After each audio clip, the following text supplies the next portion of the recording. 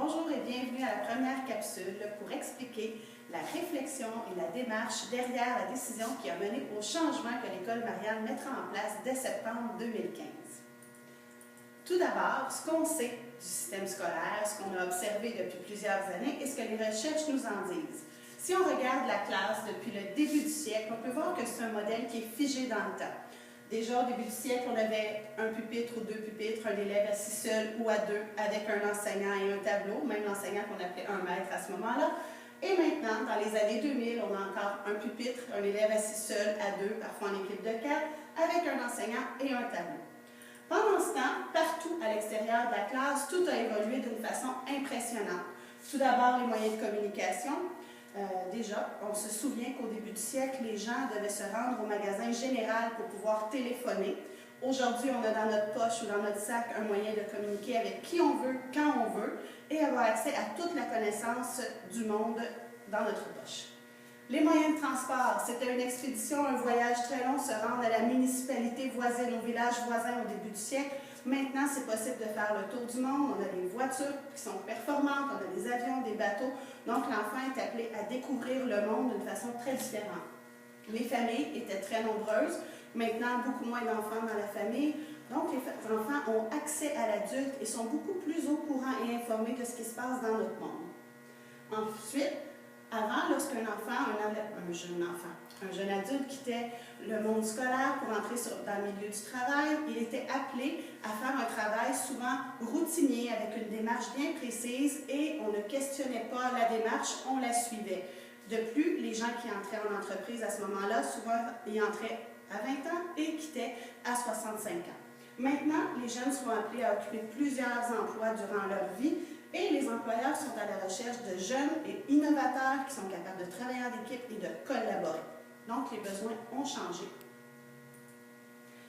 Dans les recherches, on sait que lorsqu'il y a de l'enseignement magistral, sur 20 enfants qui écoutent, on en a 5 qui sont passivement désengagés. Passivement désengagés, ça veut dire qu'ils trouvent ça très agréable de laisser l'enseignant parler pendant qu'eux prennent ça cool. Ils n'ont pas beaucoup d'efforts à faire. On en a 5 qui sont activement désengagés. Eux, ils pensent à ce qu'ils ont mangé, à ce qu'ils vont faire à la récréation, à ce qu'ils vont faire en fin de semaine. Donc, leur cerveau est en action, mais à faire autre chose que ce que l'enseignant explique. Ensuite, on en a 4 qui essaient d'écouter, qui essaient de suivre, mais qui comprennent seulement un pourcentage de ce qui est expliqué. On en a 3 qui écoutent, mais qui sont un peu gênés de lever la main pour demander à l'enseignant d'apporter des explications supplémentaires parce qu'ils ne comprennent pas tout. On en a 2 sur les 20 qui sont confiants, qui sont calmes, qui écoutent bien et qui comprennent tout ce qui leur est expliqué à ce moment-là. Et bien sûr, on en a souvent un qui savait déjà ce qui est expliqué. Donc, le temps utilisé, passé à faire de l'enseignement magistral et les recherches démontrent que l'efficacité, souvent, c'est 2 enfants qui en bénéficient. Peut-être une des raisons pourquoi il faut répéter et répéter plusieurs fois les mêmes choses. J'entends et j'oublie, je vois et je me souviens, je fais et je comprends. Confucius, il y a plusieurs années, avait déjà cette philosophie. 2500 ans plus tard, la science lui a donné raison, puisqu'on retient seulement 20% de ce que l'on entend, on retient 30% de ce que l'on voit, mais on retient 90% de ce que l'on fait.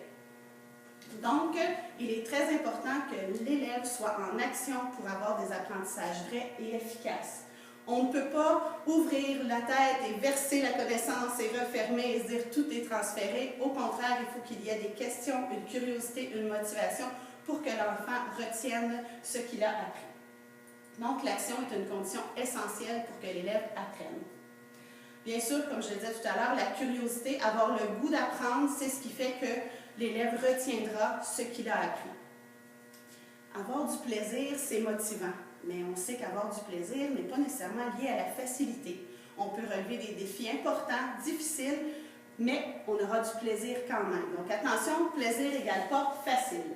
Sentir en sécurité pour créer, il faut permettre à nos jeunes de se tromper, qu'ils n'aient pas peur de dire j'ai essayé quelque chose, peut-être que ce n'était pas la bonne façon, mais j'essaie. Donc, ils développent de cette façon-là des stratégies qui lui conviennent. Coopérer, plutôt que de leur demander de travailler un à côté de l'autre, travailler ensemble, d'être obligés de coopérer, qu'ils fassent appel aux forces de chacun et puissent combler les défis ou les faiblesses de leur partenaire. Donc, apprendre à se connaître, travailler ensemble pour obtenir des meilleurs résultats. Et bien sûr, les élèves ont besoin de toucher, manipuler pour apprendre. Quand on est capable de mesurer la circonférence avec une corde autour d'un ballon, il y a beaucoup plus de chances que l'enfant se rappelle de ce que c'est la circonférence que lorsqu'on le voit seulement en 2D dans un cahier. Pour qu'un élève soit au centre de ses apprentissages, il faut qu'il soit partie intégrante des projets, qu'il puisse participer, donner son opinion. Il faut qu'on résolve des problèmes qui ont des liens avec sa réalité, avec le monde.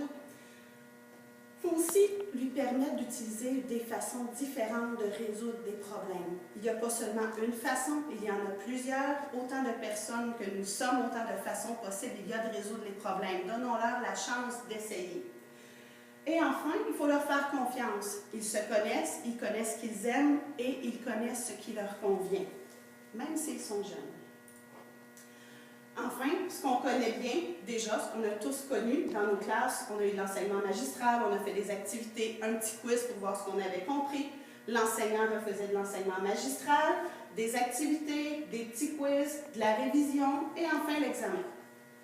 On l'a tous vécu. Après l'examen, quelques mois suivants ou un an ou deux plus tard, ce qui ne nous avait pas intéressé pour ce que nous n'avions pas de curiosité, on l'efface, on l'a oublié. Alors, c'est important de garder la motivation. Donc, ce qui est favorable pour l'apprenant, qui est favorable pour l'élève, c'est quand il est au cœur de ses apprentissages.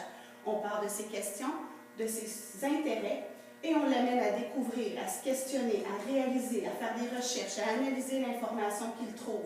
Ensuite, il doit la structurer, voir qu'est-ce qui est pertinent pour répondre à ces questions, qu'est-ce qui est vrai aussi. Maintenant, on sait que sur le web, il y a une quantité incroyable d'informations, mais elles ne sont pas toutes vraies et pertinentes. À nous d'aider l'enfant à développer son esprit critique et enfin de l'exploiter, d'utiliser l'information pour la communiquer à d'autres, mais réellement, pas seulement pour avoir une note, mais bien sûr pour communiquer à quelqu'un et avoir un feedback qui le motivera à aller plus loin.